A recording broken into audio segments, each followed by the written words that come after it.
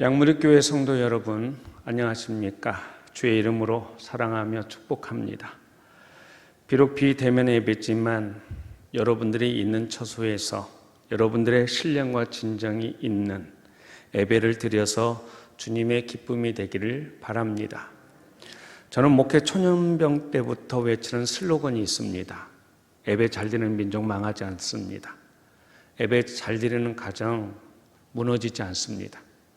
예배 잘 드리는 개인의 심령은 꺾어지지 않습니다. 오히려 예배 잘 드려 인생 성공할 것이고 가정 평안할 것이고 민족 흥할 것입니다. 이렇게 외칩니다. 예배 잘 드려서 여러분들의 인생들이 다 성공되기를 주의 이름으로 축원합니다. 교회 소식 듣고 예배 시작하겠습니다. 정부 시책에 교회가 협조하고자 이번 주일도 온라인 예배를 드리게 되었습니다. 유치유년부, 초등소년부, 학생부 등 교육부서 예배도 부모님과 함께 온라인으로 드립니다. 오늘 오후 찬양 예배와 수요 저녁 기도회는 이번 주까지만 쉽니다. 구역장 및 권찰들께서는 구역원들의 예배드린 가정을 확인 후 구역 보고서를 사무실에 제출해 주시고 재직들은 예배드리는 모습을 사진으로 찍어 보내주시기 바랍니다. 온라인으로 예배드린 후 각자 드린 헌금은 교회 통장 계좌로 보내주시고 보내지 못하였다면 수요일까지 교회 사무실로 보내주시면 되겠습니다. 지난주 헌금자 명단입니다.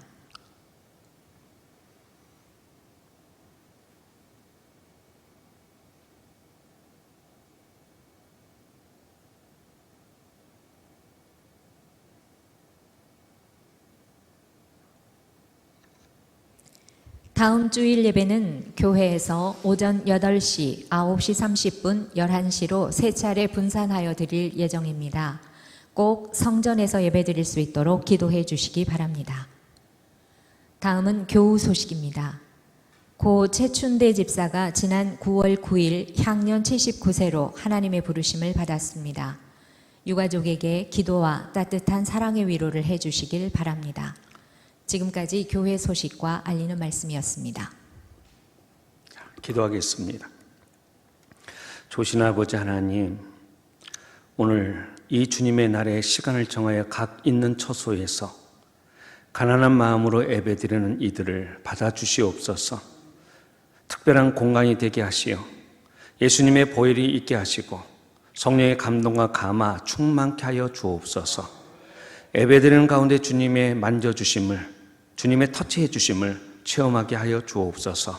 예수님의 이름으로 기도하옵나이다. 아멘.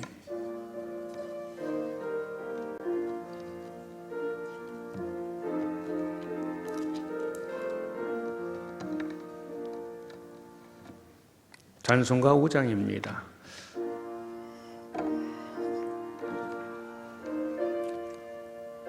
1번 스피커 좀 줄여주세요.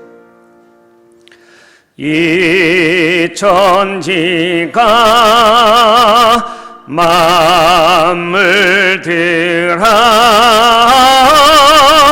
복 주신 이 주여와 전능 성부 성자 성령 찬송하고 찬송하세. 아멘. 전능하사 천지를 만드신 하나님 아버지를 내가 믿사오며 그의 아들 우리 주 예수 그리스도를 믿사오니 이는 성령으로 잉태하사 동정녀 마리아에게 나시고 본디오 빌라도에게 고난을 받사 십자가에 못 박혀 죽으시고 장사한 지 사흘 만에 죽은 자 가운데서 다시 살아나시며 하늘에 오르사 전능하신 하나님 우편에 앉아 계시다가 저리서 산자와 죽은 자를 심판하러 오시리라. 성령을 믿사오며 거룩한 공예와 성도가 서로 교통하는 것과 죄를 사하여 주시는 것과 몸이 다시 사는 것과 영원히 사는 것을 믿사옵나이다. 아멘. 성시 교독은 교독문 83문 되겠습니다.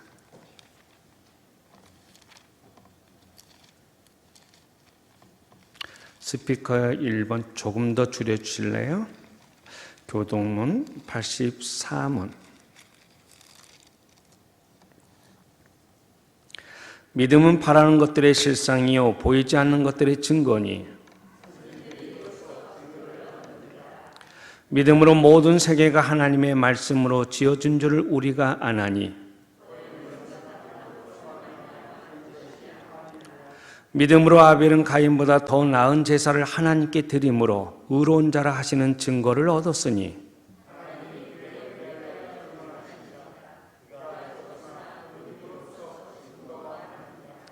믿음으로 에녹은 죽음을 보지 않고 옮겨졌으니 하나님이 그를 옮기심으로 다시 보이지 아니하였느니라.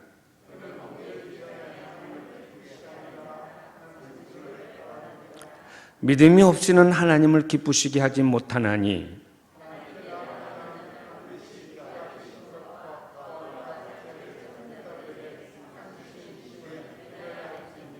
아멘. 찬송가 251장입니다.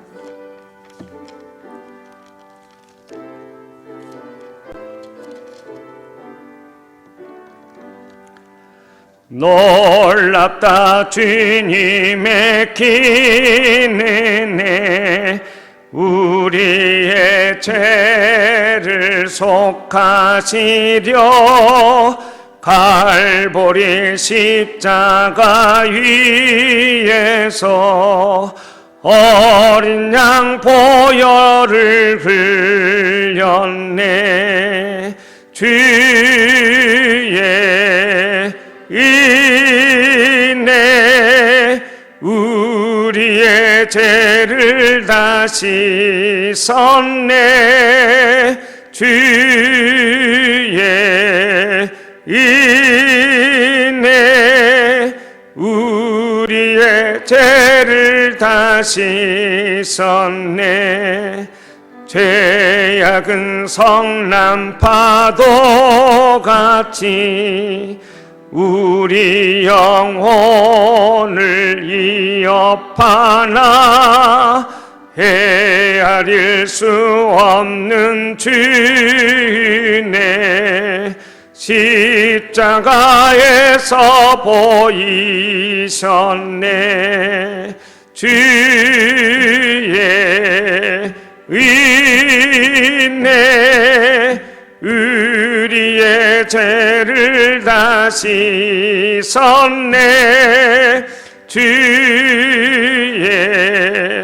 은혜 우리의 죄를 다시 섰네. 죄악에 물든 영혼들을 주께서 피로 씻으시네. 지금도 흐르는 그 피에 눈보다 더 이게 씻으라. 주의 은혜 우리의 죄를 다시 섰네. 주의 은혜 우리의 죄를 다시 섰네. 비할 수 없는 그 은혜를 믿는 자에게 거저 주네. 형제여 주 앞에 나와서 더 지체 말고 곧 받으라. 주의 은혜 우리의 죄를 다시 섰네. 주의 은혜 우리의 죄를 다 씻었네. 아멘.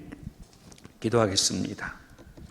주님의 날에 성전이 아닌 각자의 처소에서 온라인으로 예배 드립니다.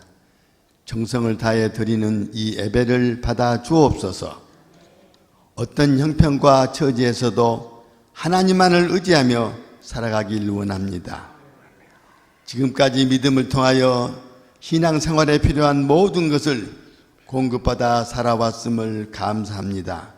이 시간 영의 양식인 살아있는 말씀에 기꺼이 아멘하고 순종하는 믿음을 주옵소서. 예수님 이름으로 기도합니다. 아멘.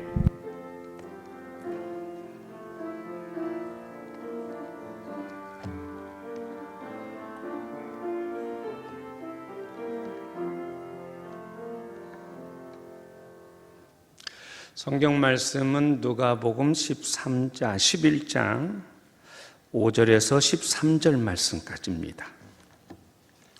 누가복음 11장 5절에서 13절 말씀까지 그리고 여러분 한 절 한 절 교독하겠습니다. 누가복음 11장 5절. 또 이르시되 너희 중에 누가 벗이 있는데 밤중에 그에게 가서 말하기를 보시오 떡 세 덩이를 내게 구워 달라.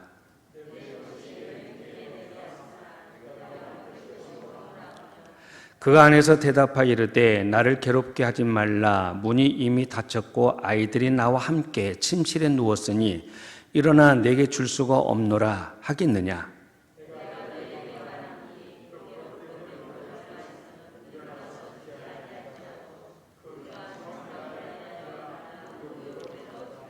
내가 또 너에게 이르노니 구하라 그러면 너에게 주실 것이요 찾으라 그러면 찾아낼 것이요 문을 두드리라 그러면 너에게 열릴 것이니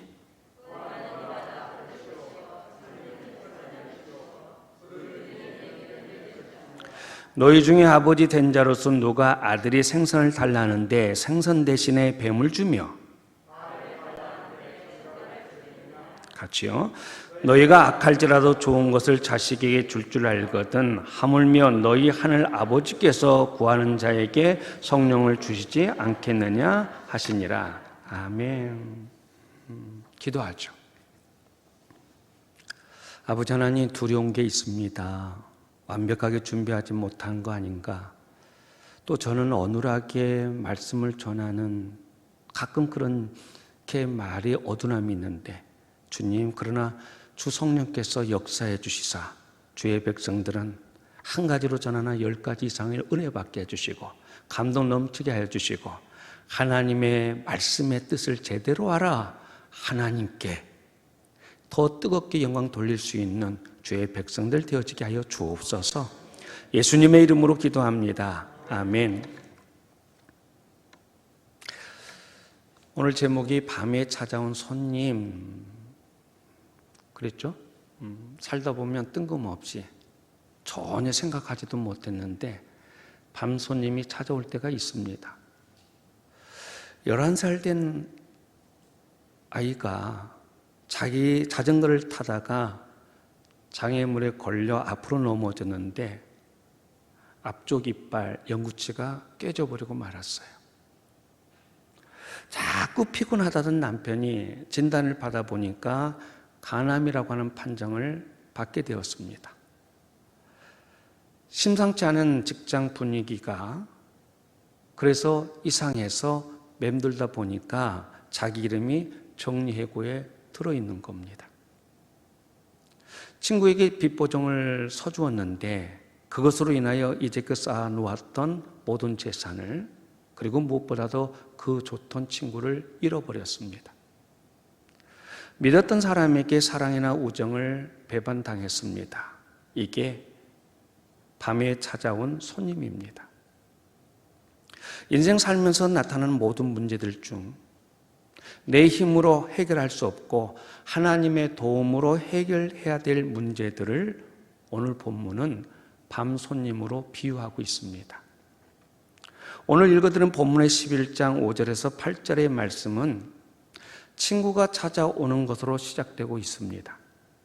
여기 나타난 나그네, 친구, 내 집에, 그것도 너무 늦은 시각에 찾아온 것입니다.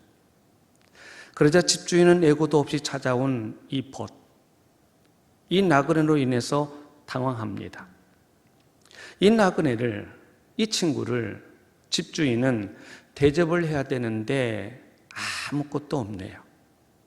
솥을 열어봐도, 천장을 열어봐도, 찬장을 열어봐도 대접할 그 어느 것 하나가 없습니다. 그래서 어쩔 줄 몰라 하다가 순간 이웃집이 생각난 겁니다. 그래서 이웃집으로 달려갔습니다. 문을 두드리죠. 자고 있는 사람을 억지로 깨웁니다. 이 이웃집은 안 일어나려고, 이미 밤은 깊었고 우리는 옷을 벗었고 내 자식들과 다 잠들었는데 어떻게 일어날 수 있겠느냐, 그렇게 해도 계속 문을 두드려서 억지로 깨워서 마침내 떡을 얻어다가 찾아온 손님을 대접했다고 하는 이야기죠. 이것이 오늘 주님이 우리들에게 주시는 말씀인 것입니다. 여러분, 이 비유 말씀의 첫 번째 초점은 손님이 찾아왔지만 대접할 떡이 없다는 사실입니다. 5절에 이 손님을 벗이라 했습니다. 그 친구라는 거죠. 왜 이렇게 표현한 것일까? 아주 가까이 두고 있다는 겁니다. 뭐가? 인간의 불행이, 인간의 고난이 뜬금없이 치고 들어오는 이 고약한 것이 저 멀리 있는 것이 아니라 항상 가까이 있다고 하는 뜻에서 보시라, 이렇게 표현한 것입니다. 또 밤늦게라 했죠. 전혀 예상하지 못하는 시간, 혼자일 수밖에 없는 그 시간일진데, 즉 집주인 그 혼자만의 힘으로는 당면한 이 어려움을, 불행을 해결할 수 없다는데 초점이 맞추어져 있는 겁니다. 우리들에게는 이 비유 말씀에 나타나고 있는 것과 같이 밤늦게 찾아오는 밤 손님들이 있다는 것입니다. 전혀 예상하지도 않았는데, 그것이 직장에서 하루아침에 정리해고 당하는 소름일 수 있고, 자식을 잃는 슬픔일 수도 있고, 믿었던 친구의 배반일 수도 있고, 코로나19 바이러스도 일 수 있습니다. 이런 전혀 뜬금없이 밤손님이 우리들에게 멀리 있다가가 아니라 가까이 있다가 찾아온다는 겁니다. 이 반갑지도 않은 손님들이 내가 혼자일 적에 전혀 예상하지도 못한 시간에 뜬금없이, 그것도 언제든 나를 혹은 내 가정에 우리들을 향해서 찾아오고 있음을 보라고 하는 말씀인 겁니다. 그때 주님께서는 반손님이 우리에게 찾아올 때 그들을 어떻게 잘 대접할 수 있는가에 대해서 오늘 말씀을 통해서 우리에게 알려주고 있죠. 보겠습니다. 제가 크게는 세 가지로 보겠는데, 첫째, 이 밤손님을 우리는 잘 효과적으로 대접하기 위해서 먼저 우리가 해야 될 일이 무엇이냐? 간구해야 한다는 겁니다. 여러분, 우리가 누구예요? 우리는 예수님의 이름으로 문제를 풀어갈 수 있는 기도를 주님으로부터 받은 성도들입니다. 문제를 해결받기 위해서 기도할 때 염치 볼 것 없이 이 비유에 나타난 집주인과 같이 늦은 밤일지라도 이웃 대문을 두드리라는 것입니다. 아니, 어떻게 이 밤 늦은 시간에 어떻게 이웃을 찾아가? 그건 예의가 아니지. 어떻게 그런 결례를 범할 수가 있는 거야? 네, 그건 결례를 행하는 건 맞습니다. 밤에 이웃 대문을 두드릴 때 동네 사람들 다 깨울 수 있는 것이고, 시끄럽다, 그 동네 사람들이 야단 쳐서 그 야단도 맞을 수도 있겠습니다. 그러나 동네 사람들이 깨든지 말든지 이 사람은 떡을 가지고 있는 이웃이 잠에서 깨어날 때까지, 아니 이부자리를 걷고 일어나서 자기에게 떡을 줄 때까지 계속해서 대문을 두드리는 것입니다. 하는 소리가 들리겠죠. 아니 지금 몇 시인데 남의 집 대문을 두드리면서 이렇게 소란을 피우는 거냐고.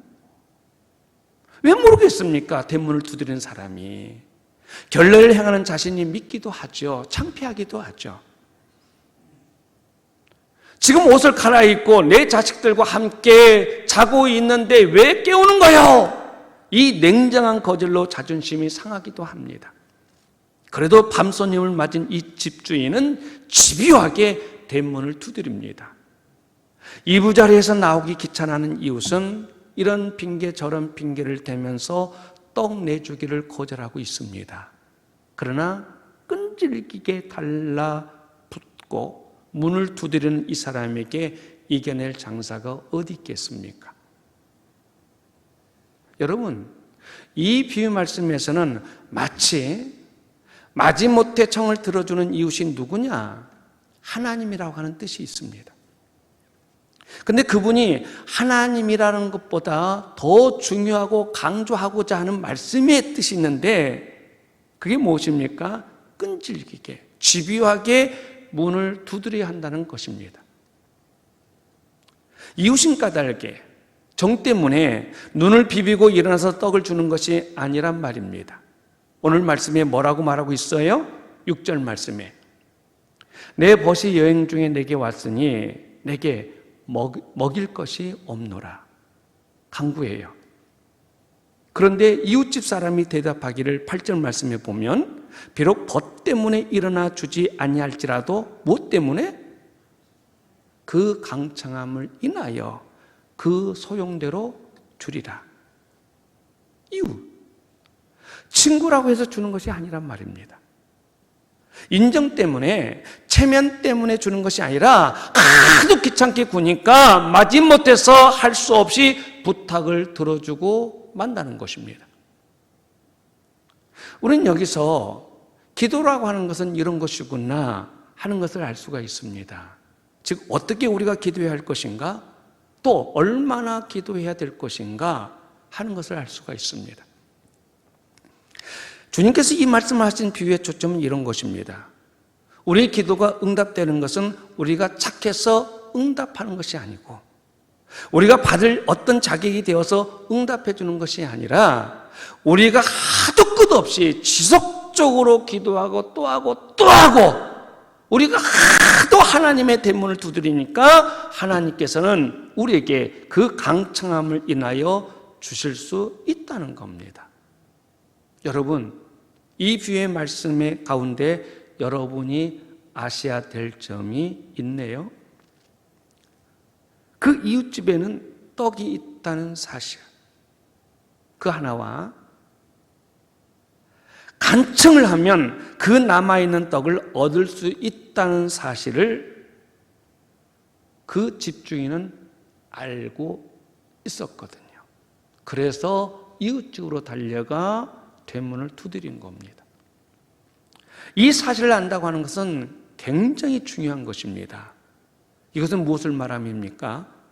간청을 하면 응답받을 수 있다는 믿음, 청을 들어줄 때까지 계속해서 끈질기게 기도하며 하나님 대문을 두드리면 하나님이 주신다고 하는 것을 믿는 이 믿음이 중요한 겁니다.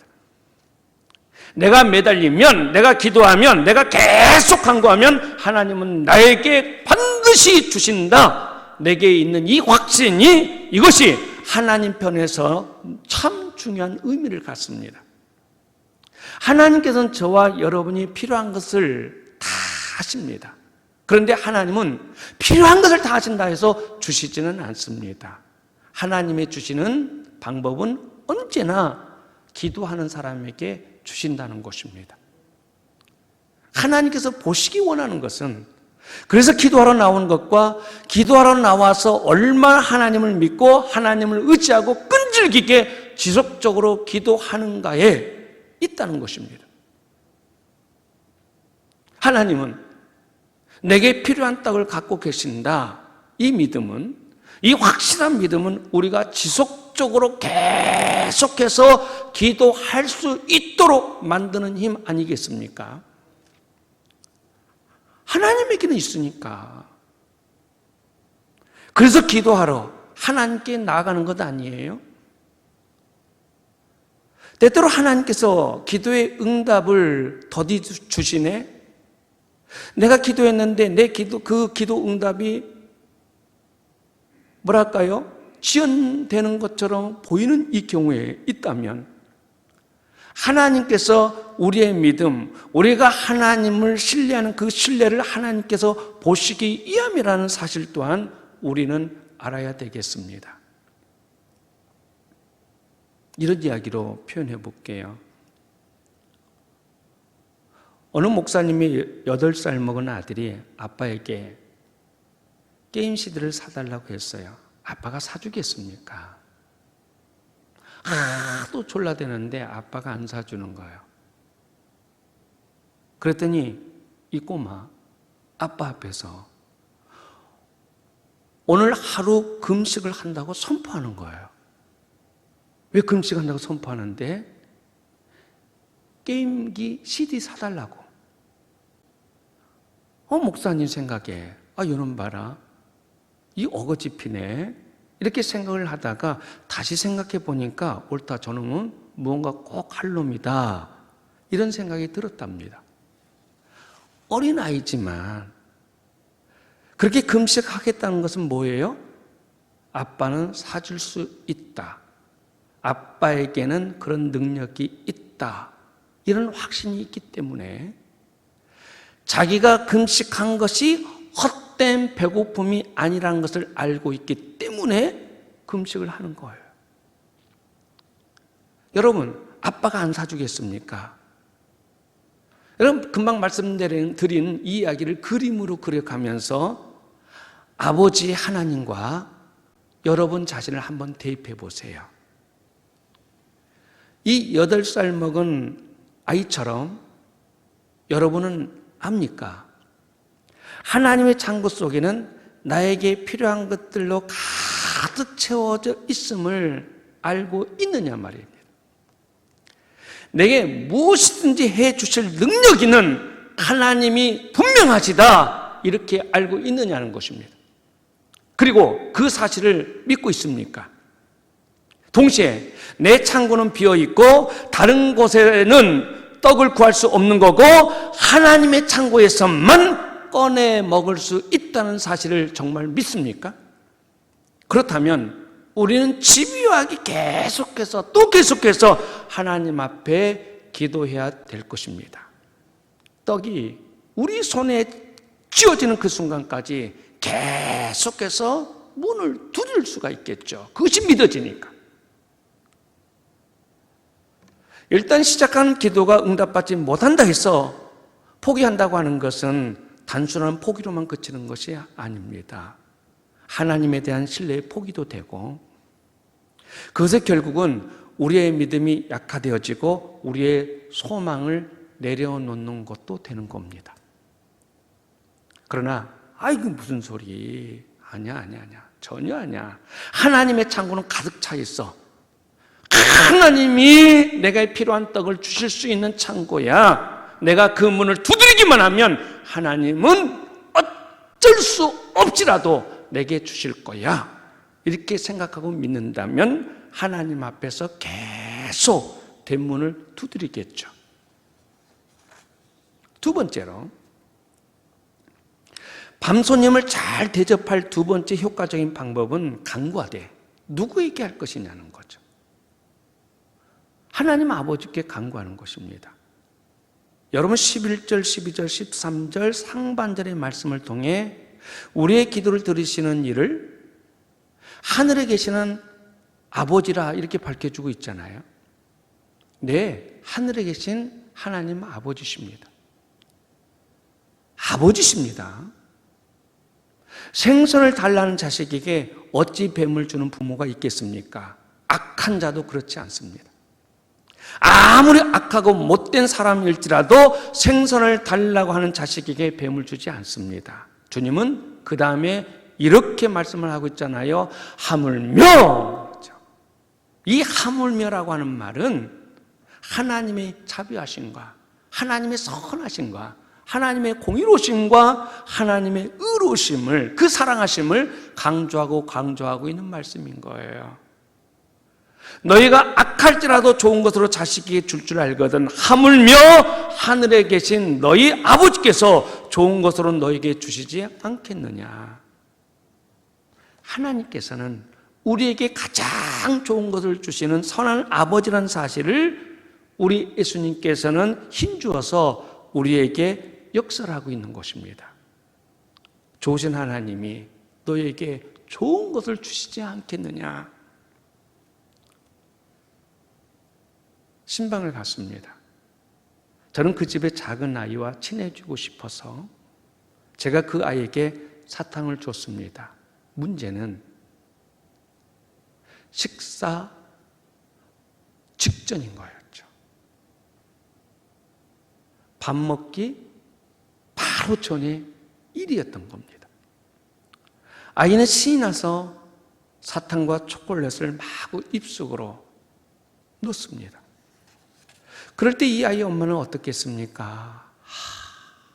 목사님은 속도 없지. 저녁 밥 먹을 시간을 두고 저런 사탕 초콜릿을 주면 어떻게 속으로 불평할 것 아니겠어요? 근데 그게 나요? 근데 그게 여러분들이에요. 적잖은 그리스도인들이 하나님을 이렇게 주책 없는 목사 비슷한 분으로 생각하고 있단 말이죠. 또 하나님이 그렇게 주책 없는 분이시기를 심지어 바라고 있다는 사실입니다. 물론 자기들은 그런 적 없다고 하겠지만 본인들이 기도한 그대로 응답받지 못하게 될 때 우리는 어떤 태도를 갖습니까? 자기들이 저녁 먹기 전에 사탕을 달라고 하는 아이와 같다는 사실을 깨닫지 못하고 원하는 사탕 주지 않는다고 하나님 앞에 삐지거나 하나님을 무능력한 하나님으로 단정해버리는 사람이 얼마나 많은데요. 그래서 읽어드린 말씀이 11절, 12절, 13절 말씀이에요. 부모는 아이의 성장에 필요한 영양이 많이 담겨져 있는 저녁 식사를 잘 먹도록 하기 위해서 저녁 먹기 직전에 아이들에게 사탕을 주지 않아요. 당연한 사실이잖아요. 그런데 하나님께서는 그런 부모보다도 더 우리에게 유익이 되는 것만을 주시는 분이라는 사실을 왜 이해하지 못하는 것입니까? 하나님께서는 우리에게 꼭 필요한 것들을 꼭 채워주시는 분이십니다. 우리가 잘못된 것을 원하는 기도를 할 경우에는 우리에게 진정 필요한 것을 대체해서 주시는 하나님이십니다. 여러분, 기도는 우리가 처한 상황을 또 우리가 당한 어려움을 하나님께 아뢰면서 하나님께서 하나님의 방법대로 하나님의 뜻대로 해결해 주시기를 바라면서 기도하는 것이 더 좋은 것입니다. 그래야 항상 더 좋은 것을 받을 수 있는 까닭입니다. 사실 우리는 감히 하나님께 하나님 이거 주세요, 저거 주세요, 이렇게 해주세요 하면서 명령할 수 없는 피조물인 거 맞죠? 하나님은 우리 주인이시지 않습니까? 하나님 전능자의 창조주이시지 않습니까? 하나님은 우리의 주권자이시지 않습니까? 그러나 동시에 오늘 말씀에도 나오잖아요. 얼마나 감사한 말인지요. 동시에 하늘에 계신 우리의 아버지라 그랬어요. 아버지세요. 하나님께서 우리의 아버지시기에 우리는 하나님께 우리의 문제를 들고 나가는 겁니다. 당당히 나가는 것입니다. 아버지, 저를 도와주세요. 그러나 나 나름대로 해결책을 내가 제시하고 그 해결책에 대한 결제를 종용하는 것이 아니라 하나님은 정확하시고 하나님은 항상 선하신 하나님이시여, 하나님은 현명하시고 하나님은 가장 지혜로우신 분이여. 그래서 그것을 믿고 하나님께 맡기는 거죠. 그래서 하나님의 뜻대로 하여 주시옵소서. 그런 기도는 항상 좋은 것을 받을 수밖에 없습니다. 우리가 왜 하나님은 가장 선하고 현명하고 의롭고 사랑스러운 것으로 응답해 주시면서 기도를 드리느냐요? 하물며 라고 말씀하시는 이 하나님을 기억하니까 우리가 생각하는 것보다 우리가 상상하는 것보다 훨씬 좋은 것으로 주시는 하나님이라는 사실을 우리가 아니까 이거 만든 이야기입니다. 제가 만든 것은 아니고요. 만들어서 전해지는 이야기죠. 어떤 사람이 산속길을 지나가다가 호랑이를 만났습니다. 호랑이가 사람을 보자 침을 질질 흘리면서 내 먹잇감이 나타났구나 하는 그런 눈으로 바라보는 거예요. 기급한 사람은 막다른 골목에서 하나님 앞에 기도합니다. 하나님, 저 호랑이 당장 예수 믿게 해주세요. 이렇게 기도했어요. 자기 생각에는 호랑이가 예수를 믿게 되어지면 순해져서 자기를 잡아먹지 않으라고 생각을 했던 거겠죠.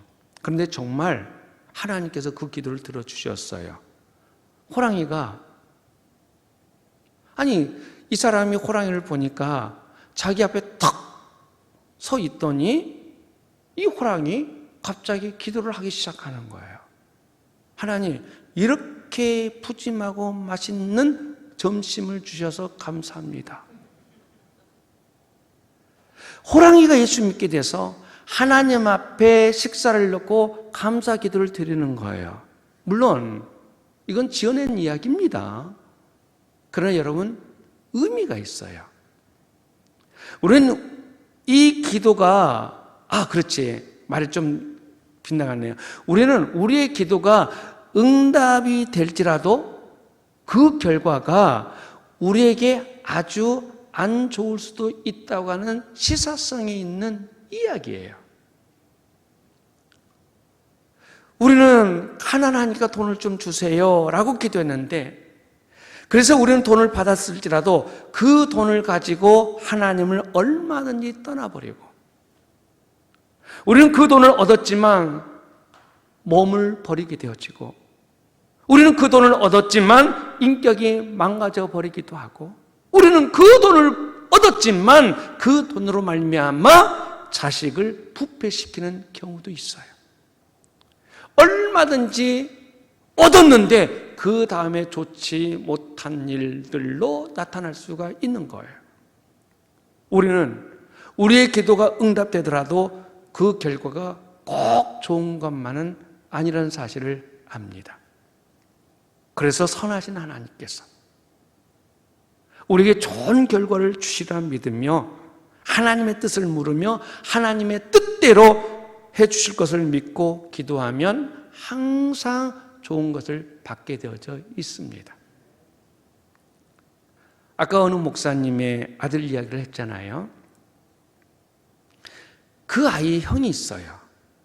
고등학생입니다. 그 아들도 하루 금식하겠다는 거예요.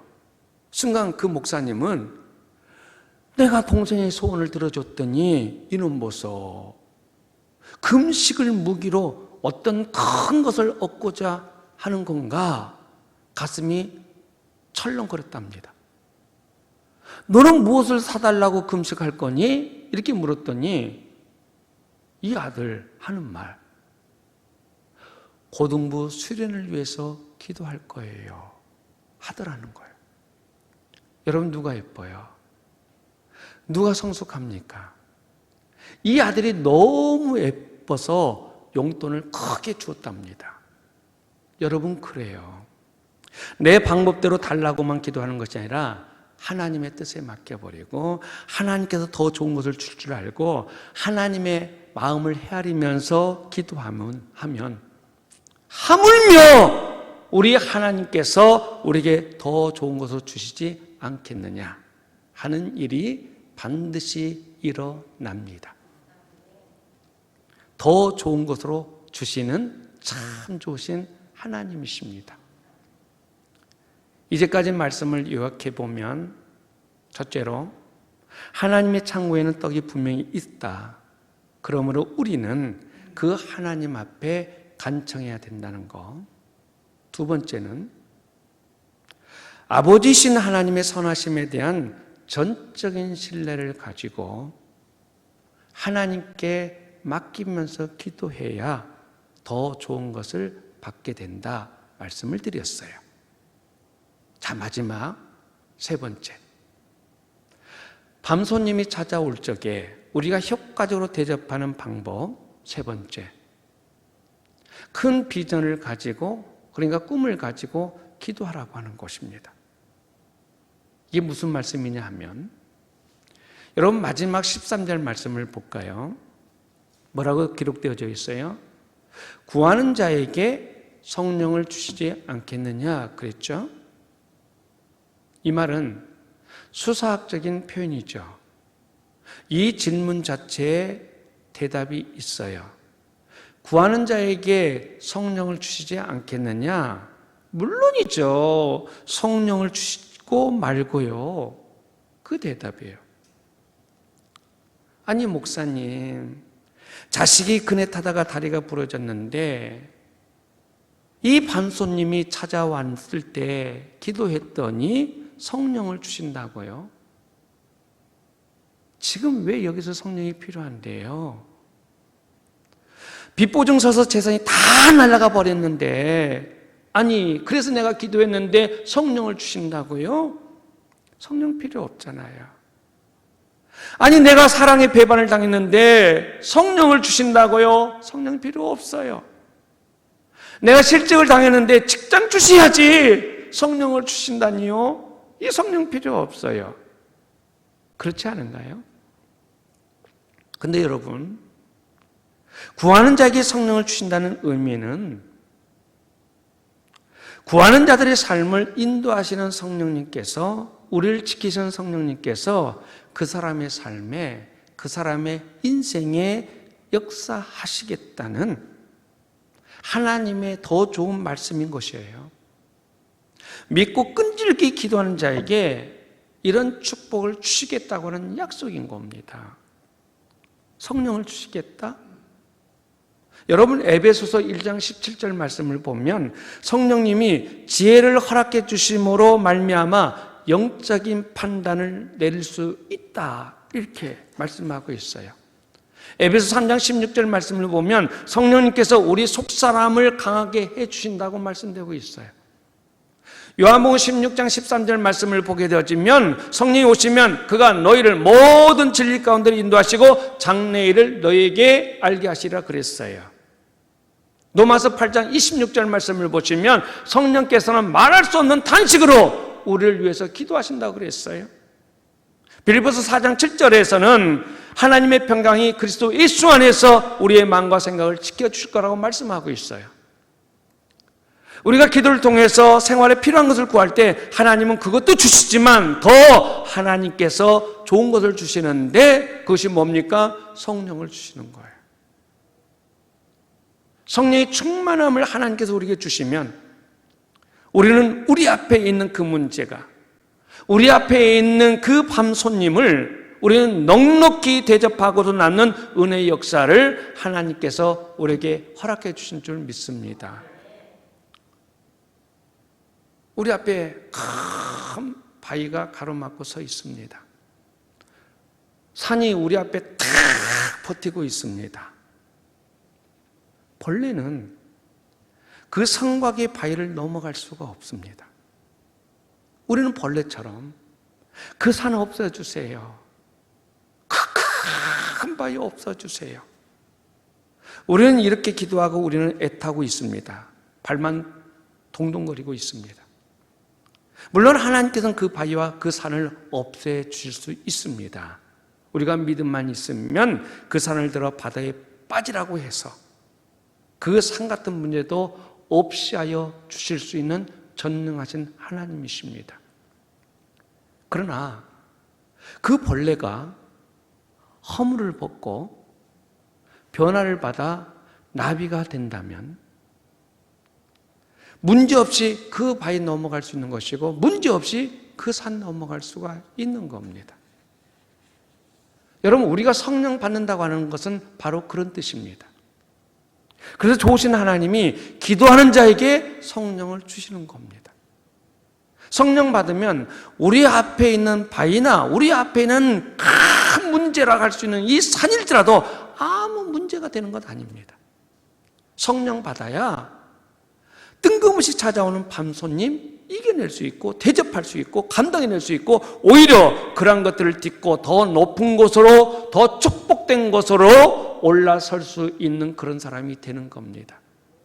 그래서 성경인들은 무엇을 구했습니까? 성령의 충만함을 내게 주시옵소서 구하지 않았습니까? 왜 그래요? 거기에 권세가 있고 거기에 능력이 있는 까닭입니다. 나에게 성령의 충만함을 주시옵소서. 우리도 이렇게 기도해야 될 줄 믿습니다. 말씀했죠. 반손님이 우리에게 찾아옵니다. 뜬금없이 예고도 없이 찾아와요. 그때 우리는 기도해야 합니다. 뿐만 아니라 필요한 것을 위해서 기도할 때 필요한 것을 하나님께서는 주실 뿐만 아니라 기도하다가 밤손님이 찾아오므로 우리는 하나님께 매달리다가 성령을 받습니다. 그렇다면 다 받은 것과 같습니다. 여러분, 어떤 밤손님을 만났습니까? 어떤 밤손님이 여러분에게 찾아왔습니까? 그 손님에게 나로서는 대접할 것이 없다면 자기 창고에 가득 차 있는 하나님 앞에 기도하세요. 믿고 기도하세요. 두드리세요. 큰 점으로 두드리고 끈질기게 두드리십시오. 그렇게 구하는 자는 반드시 열려지고 받게 될 줄 믿습니다. 받을 뿐만 아니라 그렇게 계속 기도하고 간구하다가 우리 좋으신 아버지께서는 우리에게 더 좋은 것으로 주십니다. 그게 뭡니까? 성령이십니다. 끈질긴 기도가 있어 성령 충만함을 받게 되기를 주의 이름으로 축원합니다. 아버지 하나님 감사해요. 나의 아버지십니다. 아들이 못 낳죠. 이 딸들이 못 낳죠. 그러나 나의 아버지십니다. 아버지께 갑니다. 밤손님이 찾아오면 나는 아버지께 갑니다. 내가 해결할 수 없어. 내가 그것들을 어떻게 대접할 수가 없어. 아버지께 갑니다. 나는 문을 두드릴 겁니다. 아버지 창고에는 내게 필요한 떡이 있으니까 나는 두드릴 겁니다. 끈질기게 두드릴 것입니다. 끈질기게 두드렸더니 주님, 좋으신 아버지 하나님께서는 성령까지도 부어주셨음을 고백합니다. 아버지, 주의 백성들이 이 좋으신 하나님을 크게 만나게 되기를 소원합니다. 만나 주시옵소서. 예수님의 이름으로 기도합니다. 아멘.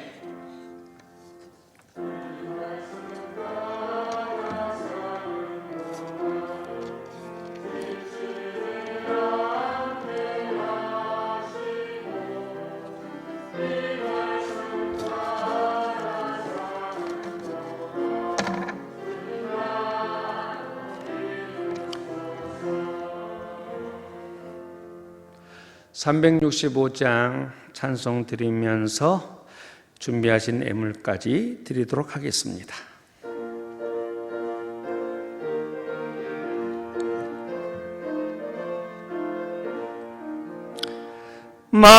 마음속에 근심 있는 사람 주 예수 앞에 달래어라. 슬픈 마음 있을 때라도 주 예수께 아뢰라. 주 예수 앞에 달래어라. 주리의 친구니 무엇이나 근심하지 말고 주 예수께 아뢰라. 눈물 나며 깊은 한숨 쉴 때 주 예수 앞에 달래어라. 은밀한 죄 내게 있더라도 주 예수께 아뢰라. 주 예수 앞에 달래어라. 주리의 친구니 무엇이나 근심하지 말고 주 예수께 아뢰라.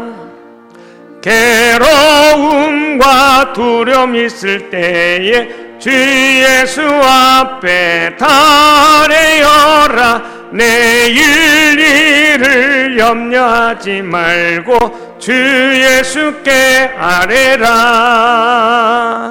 주 예수 앞에 달래어라. 주 우리의 친구니 무엇이나 근심하지 말고 주 예수께 아뢰라. 죽음 앞에 겁을 내는 자여 주 예수 앞에 달려라. 하늘나라 바라보는 자여 주 예수께 아뢰라. 주 예수 앞에 달려라. 주 우리의 친구니 무엇이나 근심하지 말고 주 예수께 아뢰라. 아버지 하나님, 주님의 백성들이 들고 있는 이 예물 축사하여 주시사 주님의 백성들이 주님의 힘으로 살게 하여 주옵소서. 주님이 부어주신 은혜의 충만함으로 아름다운 삶을 살 수 있도록 축복하여 주옵소서. 하늘의 계산법이 펼쳐지는데 신비요 감사요 행복하다 행복하다 하는 것이 이들의 간증이 되어지게 하여 주시옵소서. 예수님의 이름으로 기도합니다. 아멘. 일어서십시다. 에베네셀의 하나님 같이 합니다.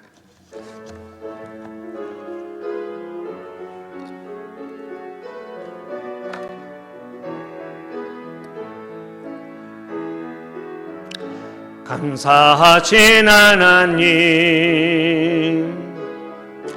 에베네셀 하나님, 살아계신 하나님, 에베네셀 하나님, 여기까지 인도하셨네. 감사하신 하나님, 여기까지 인도하셨네. 살아계신 하나님,